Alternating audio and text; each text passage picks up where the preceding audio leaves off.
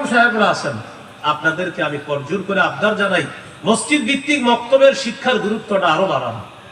মসজিদ ভিত্তিক মক্তবের শিক্ষার গুরুত্ব, এখানে মসজিদের কমিটি সেক্রেটারিরা থাকতে পারেন, মসজিদ ভিত্তিক মক্তবের শিক্ষার গুরুত্ব এত বেশি বাড়ান, 100টা মাহফিল যতটা গুরুত্ব দিবেন, একটা মক্তবের এর চেয়ে বেশি গুরুত্ব দিবেন।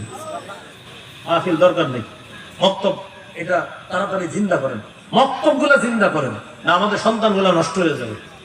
মক্তবগুলা জিন্দা করার আগে 150-200 ছাত্র হইতো সকালের বক্তব্য, মসজিদের বক্তব্য।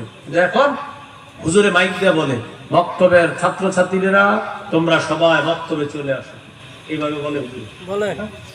এই জন্য এই এলাকায় যারা আমার আলোচনাটা শুনছেন, সকালের বক্তব্যটা মসজিদ ভিত্তিক বক্তব্য, ফজরের পরে হতে পারে অথবা আসরের পরে হয় অনেক জায়গায়, এটার গুরুত্ব বাড়ানো।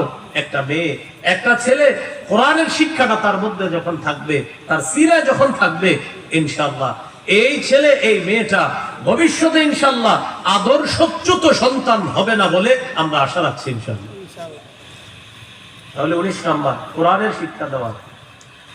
তিরমিজির হাদিস 2909 নম্বর হাদিস, قال رسول الله صلى الله عليه وسلم خيركم من تعلم القرآن وعلمه। রাসূলুল্লাহ সাল্লাল্লাহু আলাইহি সাল্লাম বলেন, তোমাদের মধ্যে সর্বোত্তম ওই ব্যক্তি যে কোরআন শিখে অন্যকে শিখায়।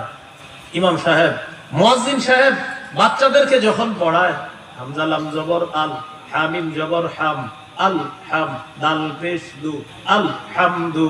এই তুই যা, ব্যাটটা নিয়ে, ছোট্ট একটা ব্যাট নিয়ে কর, তুই দিয়ে কর। নুন জবর না, সদ জবর স, নাস, র জবর র, নাসর, যা তুই যা।